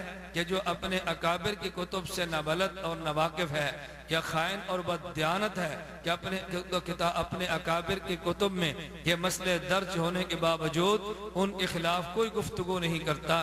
میں نے اس لیے گزارش کی ہے سامعین، آپ بہشتی زیور کو بھی دیکھیں، نزل الابرار کو بھی دیکھیں، بہشتی زیور کو بھی دیکھیں، عرف الجادی کو بھی دیکھیں، بہشتی زیور کو بھی دیکھیں، کنز الحقائق کو بھی دیکھیں، دونوں کتب میں دیکھیں۔ اگر مسئلہ تم نے بہشتی زیور کو چھوڑ کے غیر مقلدین کا لینا ہے تو یہ مسئلے اور اس سے زیادہ جو تمہارے قابل اعتراض مواد ہے ان کتب میں بھی موجود ہے، کیا تم ان پر بھی اسی طرح تبصرہ کرنا پسند کرو گے، مذاق اڑانا پسند کرو گے، ان کا استہزاء کرنا پسند کرو گے؟ اللہ رب العزت تمہیں جہالت سے نکال کے علم کی دولت دے، اللہ خیانت سے محفوظ رکھ کے تمہیں امانت کی نعمت عطا۔ قسم کے دینی مسائل موجود ہیں۔ نمبر ایک، وہ مسائل جو کہ قرآن مجید اور احادیث صحیحہ کے صراحتاً خلاف، قرآن مجید کے بھی خلاف ایسے مسائل بیان کیے گئے ہیں، اور یہ دعویٰ ہے، اور یہ دعویٰ کوئی دعویٰ نہیں ایسا کہ بڑھ ہو، نہیں، میں ابھی بتاتا ہوں انشاءاللہ، اور احادیث صحیحہ کے خلاف نمبر ایک۔ نمبر دو وہ مسائل کہ جن کے سلسلے میں شریعت سازی کی گئی ہے، یعنی نہ قرآن میں ہے نہ حدیث میں ہے بلکہ شریعت بنائی گئی ہے اپنی طرف سے، استغفر اللہ۔ اب آئیے، اور جبکہ ہمیں یہ معلوم ہے کہ اسلام میں شریعت سازی کا قطعاً کسی کو حق حاصل نہیں ہے اور نہ ہی اس کی اجازت ہے، اللہ اور اس کے رسول نے بیان فرمایا ہے، اور چنانچہ ہم نے ابھی آپ حضرات کے آپ نے معراج ربانی کی زبان سے یہ بات سنی، کہتا ہے کہ حضرت تھانوی رحمت اللہ علیہ نے بہشتی زیور میں دو قسم کے مسائل بیان کیے ہیں، بعض وہ مسائل جو قرآن حدیث کے خلاف ہیں، من گھڑت روایات ہیں، من گھڑت قصے ہیں، اور بعض مسائل وہ ہیں کہ جو قرآن حدیث میں موجود نہیں اور حضرت تھانوی رحمت اللہ نے لکھے ہیں، حضرت تھانوی نے شریعت سازی کی ہے۔ تمہیں کس نے شریعت سازی کا حق دیا ہے کہ تم جو مسئلے قرآن حدیث میں نہیں تھے وہ بیان کر دو؟ جہاں تک پہلی بات کا تعلق ہے، میں معراج ربانی سے بات پوچھنے میں حق بجانب ہوں، حکیم الامت تھانوی رحمہ اللہ نے جو مسائل بہشتی زیور میں بیان کیے ہیں، کیا تم نے اپنی تقریر کے دوران ایک بار بھی ایسے کیا؟ حضرت تھانوی کا بیان کردہ مسئلہ تم چھوڑ دیتے اور یہ کہتے اس کی جگہ پر صحیح مسئلہ یہ ہے اور اس پر قرآن کی آیت یہ ہے، صحیح مسئلہ یہ ہے، اس مسئلے پر حدیث پیغمبر صلی اللہ علیہ وسلم یہ ہے؟ تمہیں اتنی ہمت تو نہ ہوئی کہ مسئلہ اس کی جگہ پہ امت کو دیتے اور اس پر آیت یا حدیث مبارک پیش کرتے؟ اعتراض پہ اعتراض کرتے چلے جانا، دجل پہ دجل سے کام لیتے ہوئے محض اعتراضات کرنے بہت آسان ہیں، مگر امت کو مسائل کا حل پیش کرنا کم از کم معراج ربانی جیسے جاہل کے شخص کے بس میں نہیں ہے۔ دوسری بات معراج ربانی نے یہ کی کہ جو مسئلہ قرآن حدیث میں نہیں اس مسئلے کو بیان کرنا شریعت سازی ہے۔ میں بڑی معذرت کے ساتھ معراج ربانی سے پوچھنا چاہتا ہوں، اگر کسی مسئلے کا شریعت میں قرآن حدیث میں پہلے سے بیان نہ ہونا اور بعد میں اس مسئلے کو بیان کرنا شریعت سازی ہے، تو مجھے یہ بتاؤ کہ تم اپنی اس کتاب نزل الابرار، جس کتاب کو نواب وحید الزمان تحریر کر رہے ہیں، نزل الابرار کے صفحہ 23 پہ نواب وحید الزمان نے مسئلہ تحریر کیا، اور آپ ناظرین اس مسئلے کو سنیں اور دیکھیں اور شرم سے سر جھکاتے جائیں کہ اس قدر مسائل بیان کیے گئے، اس کو کسی نے شریعت سازی نہیں کہا۔ وحید الزمان صاحب لکھتے ہیں فَلَوْ أَدْخَلَ الْجِنِّيُّ حَشْفَةً فِي فَرَجِ الْمَرْأَةِ وَلَمْ تَرَهُ وَلَمْ تُنزِلْ لَا يَلْزَمُ عَلَيْهَا الْغُسْلُ، اگر کسی جن نے عورت کی شرمگاہ میں حشفے کو داخل کیا، عورت نے دیکھا نہیں، اس عورت کا انزال بھی نہیں ہوا، اس عورت پر کوئی غسل نہیں بتاؤ یہ مسئلہ کس قرآن کی آیت میں موجود ہے؟ بتاؤ یہ مسئلہ حدیث مبارک کی کون سی حدیث کے اندر موجود ہے؟ اگر یہ مسئلہ قرآن کریم کے اندر بھی نہیں، اگر یہ مسئلہ حدیث پیغمبر صلی اللہ علیہ وسلم کے اندر بھی نہیں، اور پھر یہ مسئلہ وحید الزمان نے نزول الابرار میں بیان کیا، تم نے کیوں وحید الزمان کی گرفت نہیں کی؟ کون ہے شریعت سازی ہے؟ کہو یہ شریعت کے خلاف ہے، کہو اس کو شریعت سازی کی بنیاد پہ تمہیں مجرم کہنا چاہیے تھا، لیکن ایک مرتبہ بھی تمہاری زبان وحید الزمان صاحب کے خلاف حرکت میں نہیں آئی۔ اور یہی وحید الزمان صاحب اپنی کتاب کنز الحقائق صفحہ نمبر 233 پہ تحریر کرتے ہیں۔ آپ ذرا مسئلہ سماعت فرمائیں، کنز الحقائق صفحہ نمبر 233۔ اور بڑی یعنی تعجب ہمیں ہوتا ہے کہ مسئلہ بیان کرتے ہوئے طرز کیسا اختیار کیا۔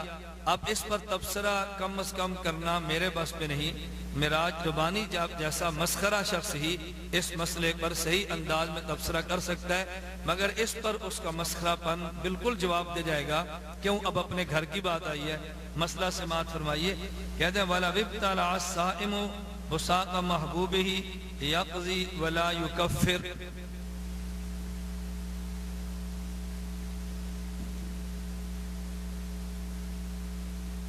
اگر کوئی شخص روزے دار ہو اور روزے کی حالت میں اپنے محبوب کے لعاب کو نگل جائے تو ایسے شخص کو قضا کرنی پڑے گی مگر کفارہ ادا نہیں کرے گا۔ محبوب کا لعاب نکل گیا، روزے کی حالت میں قضا ہے، کفارہ نہیں۔ اچھا اگر محبوب نہ ہو اور پھر کہتا ہے وَقَضَا فِي غَيْرِ مَحْبُوبِهِ، یہ مسئلہ محبوب کے لیے بھی ہے اور غیر محبوب کے لیے بھی ہے۔ روزے کی حالت میں اگر لعاب کو نگلا تو اس پر قضا ہے، کفارہ نہیں۔ اب اگر معراج ربانی کی زبان ہوتی تو میں سمجھتا ہوں معراج ربانی اس پر تبصرہ شاید یوں کرتا کہ وحید الزمان صاحب یہ دعوت دے رہے ہیں کہ روزے کی حالت میں محبوب کا لعاب نگل لیا کرو، روزے کی حالت میں سڑک پہ چلتے غیر محبوب پکڑ کے اس کا لعاب نگل لیا کرو۔ وہ زبان ہوتی تو شاید تبصرہ یہ ہوتا۔ میں اس پر تبصرہ کیے بغیر معراج ربانی کو دعوت دیتا ہوں کہ جناب کسی کیسٹ میں ذرا وحید الزمان کے مسئلے پر بھی تبصرہ کریں اور لوگوں کو بتائیں کہ حیدرآباد کے فقیر نے یہ مسئلہ یوں تحریر کیا ہے، لیکن اس پر تمہاری زبان حرکت میں نہیں آئے گی تو یہ کہنا کہ بہشتی زیور میں مسائل قرآن و حدیث کے خلاف ہیں، اور یہ کہنا کہ بہشتی زیور میں وہ مسائل ہیں جو قرآن حدیث میں نہیں تھے، یہ شریعت سازی ہے۔ اگر یہ شریعت سازی ہے تو بتاؤ نزول الابرار شریعت سازی نہیں؟ اگر یہ شریعت سازی ہے تو بتاؤ کیا یہ کنز الحقائق کے مسئلے شریعت سازی نہیں؟ ان کو بھی شریعت سازی کہہ لیتے، کچھ اس کے لیے بھی تمہاری زبان حرکت میں آتی۔ میں بارہا گزارش کر چکا ہوں اس جاہل شخص کے علم میں نہیں کہ جو بات میں کہہ رہا ہوں کل کو میرے گلے میں پڑ سکتی ہے اور مجھے اس کا جواب دینا پڑے گا، یا اس خائن اور بددیانت شخص کو یہ اندازہ نہیں کہ میری خیانتیں اور بددیانتوں کا پردہ چاک ہوگا۔ اللہ رب العزت اس کی جہالت اور اس کی خیانت سے امت کو محفوظ رکھے اور صراط مستقیم پر چلنے کی توفیق عطا فرمائے۔ دیوبند کا اپنے پیروں کو غوث اعظم کا نام دیتے ہیں، یہ فضائل صدقات ہے، صفحہ 559 ہے، 559 کے اوپر یہی عقیدہ غوث کا بیان کرتے ہیں، اپنے پیروں کو یہ لقب دیتے ہیں جس کا مطلب خاص کیا ہے کہ مددگار، سب سے بڑا مددگار، غوث اعظم سب سے بڑا مددگار، اور سب سے بڑا مددگار ایک اللہ عز و جل ہے۔ صفحہ 559 پر کہتے ہیں، مولانا اشرف علی تھانوی اس واقعے پر لکھتے ہیں کہ مجھے حضرت غوث پاک کی خوشی یاد آ گئی۔ غوث پاک سب مددگار، فریاد رس، اور فریاد رس صرف ایک اللہ عز و جل ہے، اس کے علاوہ کوئی اور غوث نہیں ہے۔ سامعین، میں آپ کے سامنے توصیف الرحمن کی جہالتوں اور خیانتوں کا تذکرہ کر رہا تھا۔ اس ضمن میں آپ نے ابھی توصیف الرحمن کی زبان سے جو جملے سنے، حضرت شیخ الحدیث مولانا محمد زکریا نور اللہ مرقدہ کی کتاب فضائل صدقات کا حوالہ دیتے ہوئے اس نے حضرت تھانوی رحمہ اللہ کے حوالے سے یہ بات نقل کی۔ حکیم الامت تھانوی رحمہ اللہ فرماتا ہے کہ مجھے حضرت غوث پاک رحمہ اللہ کی خوشی یاد آ گئی۔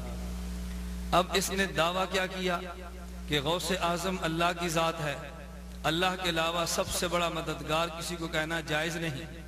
اب دعویٰ تو یہ تھا کہ غوث اعظم اللہ کے ساتھ خاص ہے، اور جو دلیل کے طور پہ حوالہ پیش کیا وہ اس میں غوث اعظم کا لفظ موجود نہیں بلکہ غوث پاک کا لفظ موجود ہے۔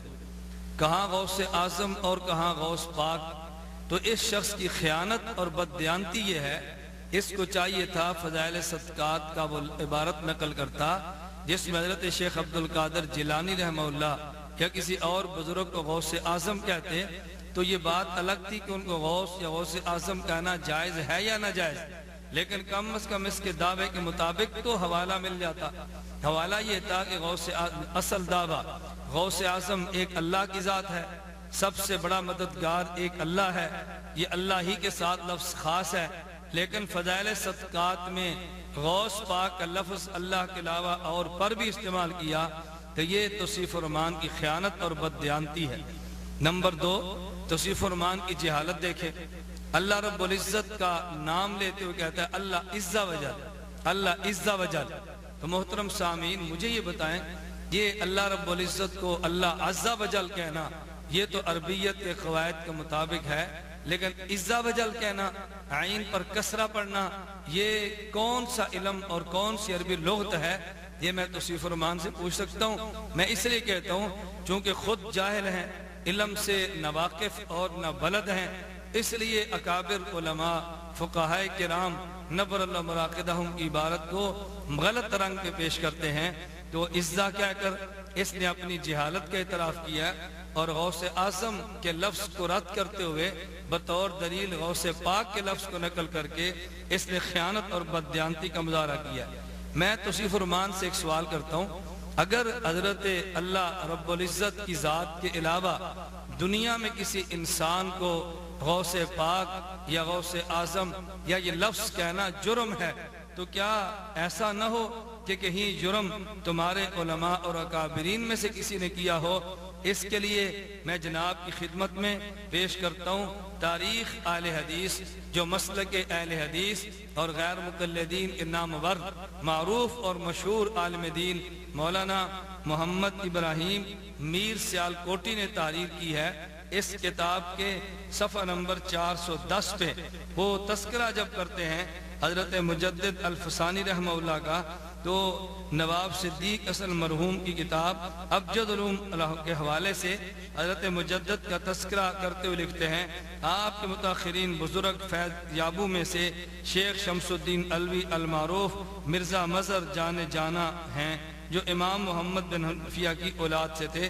اس کا تذکرہ کرتے ہوئے آخر میں لکھتے ہیں اور آپ کے مکتوبات بہت مفید ہیں۔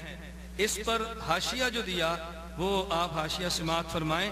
کہتے ہیں آپ کے مکتوبات کتاب کلمات طیبات میں ہمراہ مکتوبات حضرت غوث الثقلین و مکاتیب قاضی ثناء اللہ پانی پتی و مکاتیب شاہ ولی اللہ صاحب محدث دہلوی مطبع مجتبائی دہلی میں طبع ہو کر شائع ہو چکے ہیں۔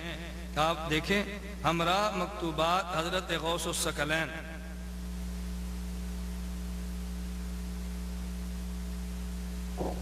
تاریخ اہل حدیث صفحہ نمبر 410۔ تو میں توصیف الرحمان سے پوچھ سکتا ہوں، اگر فضائل صدقات میں حضرت تھانوی رحمہ اللہ کی نقل کردہ عبارت میں اگر حضرت غوث پاک کا لفظ آ جائے تو تمہارے پیٹ میں مروڑ اٹھا ہے، تو یہی لفظ اگر تاریخ اہل حدیث میں ہے اس پر جناب کی زبان حرکت میں کیوں نہیں آئی؟ تو میں کہنا چاہیے تھا، تردید کرنی چاہیے تھی، تاریخ اہل حدیث کا نوٹس لینا چاہیے تھا اور محمد ابراہیم سیالکوٹی کا رد کرنا چاہیے تھا اور کہنا چاہیے تھا کہ انہوں نے اللہ کے لیے مخصوص نام جو تھا وہ بندوں کے لیے ثابت کیا ہے، اور تم اپنے دجل کا مظاہرہ کرتے ہوئے جس طرح معصومانہ لہجے میں امت کو گمراہ کرنے کے لیے اپنا تکلف اور تسنع کے ساتھ لہجہ تم بناتے ہو، ذرا تم یہاں بھی تسنع سے کام لے کر کہتے نا کہ میرے بھائیوں میں تمہیں ایک ایسے شخص کے غلط عقائد سے محفوظ رکھنا چاہتا ہوں، میرا کوئی اور مقصد نہیں ہے، لیکن ان کے بارے میں تمہاری زبان حرکت میں نہیں آئی۔ اور نواب وحید الزمان صاحب کی کتاب ہدیت المہدی صفحہ نمبر 37 آپ اس میں دیکھیں کہ نواب وحید الزمان صاحب نے کیا اللہ کی ذات کے علاوہ کسی اور کے لیے لفظ غوث کا تذکرہ جائز رکھا ہے یا وہ ناجائز قرار دیتے ہیں؟ یہاں صفحہ 37 پہ نواب وحید الزمان صاحب نے یہ بحث چھیڑی ہے کہ کون کون سے نام رکھنے مکروہ ہیں۔ اس پر بات کرتے ہوئے لکھتے ہیں امت تسمیت بغلام علی او غلام حسین او غلام محی الدین او غلام محمد او غلام غوث و امثالها فجائزۃ بلا کراہۃ بنص الحدیث۔ صفحہ 37 کی عبارت ملاحظہ فرمائیں، جو بات میں سمجھانا چاہتا ہوں قارئین ذرا اس بات کو آپ سمجھیں۔ یہ وحید الزمان صاحب کہہ رہے ہیں کسی شخص کا غلام علی نام رکھنا، غلام حسین نام رکھنا، غلام محی الدین نام رکھنا، غلام محمد نام رکھنا، غلام غوث نام رکھنا اور اس جیسے اور اسی قسم کے نام رکھنے بغیر کسی کراہت کے جائز ہے۔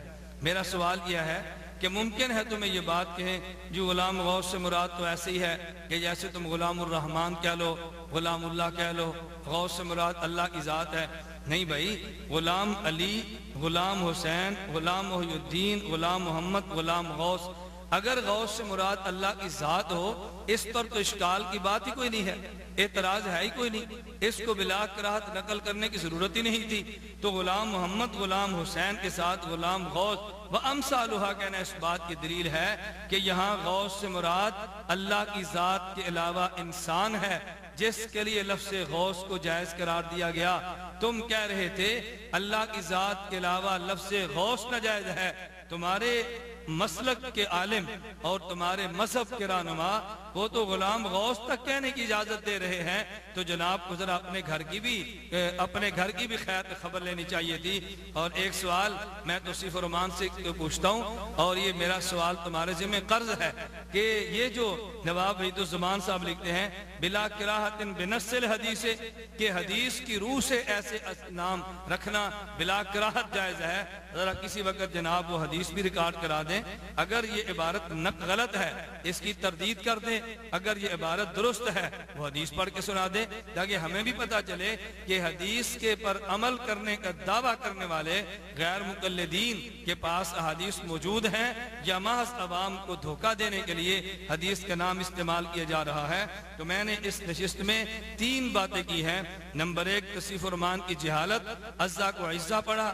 نمبر 1 خیانت، اس نے غوث اعظم کا دعویٰ کر کے بطور دلیل کے لفظ غوث پاک کو ذکر کیا۔ اور نمبر 3 جو میں نے سوال کیا کہ غوث الثقلین کا لفظ اللہ کی ذات کے علاوہ انسان کے لیے، یہ تمہاری کتاب تاریخ اہل حدیث میں موجود ہے۔ غلام غوث کا نام رکھنا یہ اس کا جواز بغیر کراہت کے تمہاری کتاب کے اندر موجود ہے۔ اگر یہ جرم ہے اس جرم کو تمہیں آشکار کرنا چاہیے تھا، اگر یہ جرم ہے امت کو بتانا چاہیے تھا، اگر یہ جرم ہے عوام کے سامنے اس کو نقل کرنا چاہیے تھا۔ حکیم الامت حضرت تھانوی رحمہ اللہ، حضرت شیخ زکریا نبر اللہ مرقدہ، ان کی بارات کو نقل کر کے ان پہ اعتراض کرنا، وہی جملے اپنے مسلک کے علماء کی کتب میں ہوں اس کو شیر مادر سمجھ کر ہڑپ کر جانا، یہ توصیف الرحمان جیسا جاہل اور خائن آدمی کر سکتا ہے، کم از کم اہل علم اور دیانتدار آدمی سے اس کی توقع نہیں کی جا سکتی۔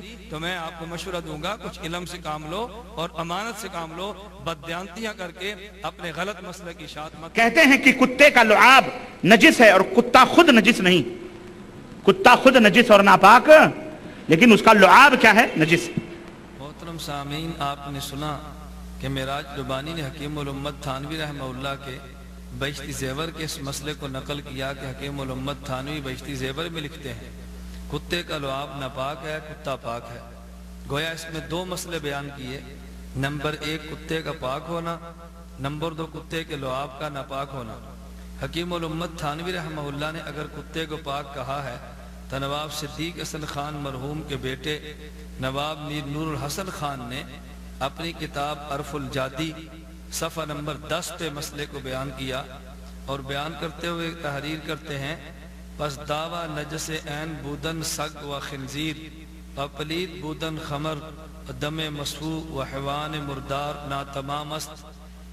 خنزیر کو نجس العین، خنزیر کے نجس العین ہونے کا دعویٰ کرنا اور کتے کے نجس العین ہونے کا دعویٰ کرنا اور شراب، دم مسفوح اور مردار حیوان کے ناپاک ہونے کا دعویٰ کرنا ناتمام ہے۔ گویا آپ ان کو نجس اور ناپاک نہیں کہہ سکتے۔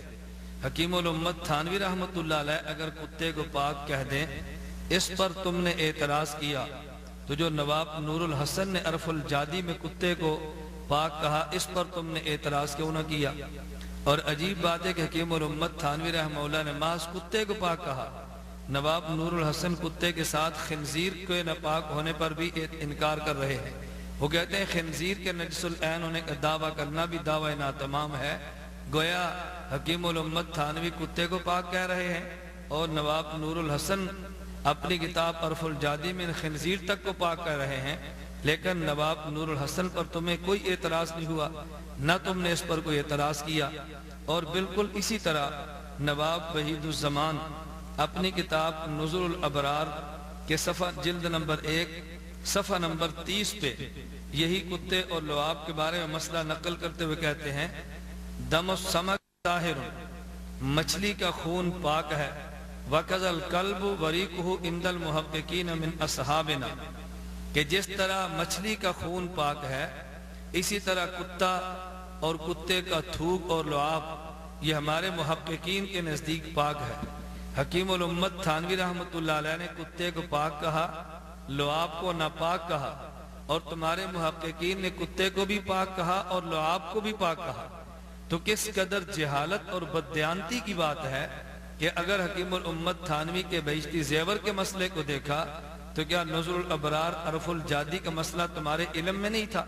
ان سے بہشتی زیور سے قبل لکھے گئے مسائل سے تم جاہل تھے، اور اگر تمہارے علم میں تھا تو بددیانتی کرتے ہوئے ان مسائل کو بیان نہ کیا، بہشتی زیور کے مسئلے کو بیان کیا۔ معلوم ہوا کہ تمہیں اعتراض صرف مسئلے پر نہیں ہے بلکہ اعتراض حکیم الامت تھانوی رحمہ اللہ کی مبارک ذات پر ہے کہ جن کے فیض سے دنیا منور ہو رہی ہے۔ حکیم الامت تھانوی کے مسئلے پر تم نے اعتراض کیا، یہی مسئلہ النہج المقبول صفحہ نمبر 20 پہ نواب صدیق حسن خان صاحب نے بھی تحریر کیا۔ کہتے ہیں کتے بلکہ حضرت تھانوی رحمہ اللہ کے مسئلے سے بڑھ کے انہوں نے کہا جی کتے کا لعاب پاک ہے۔ حکیم الامت تھانوی کتے کو پاک کہیں تمہیں اعتراض، نواب نور الحسن خنزیر کو پاک کہیں کوئی اعتراض نہیں۔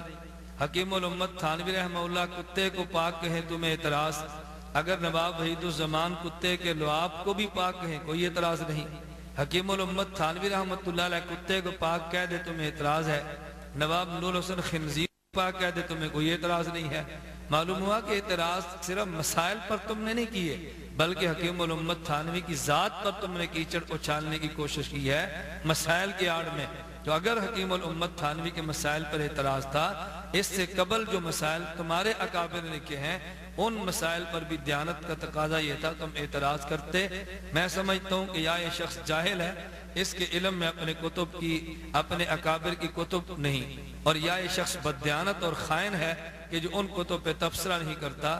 اللہ اس کی جہالت کے شر سے بھی محفوظ رکھے، اللہ اس کی بددیانتی کے شر سے بھی امت کو محفوظ رکھے۔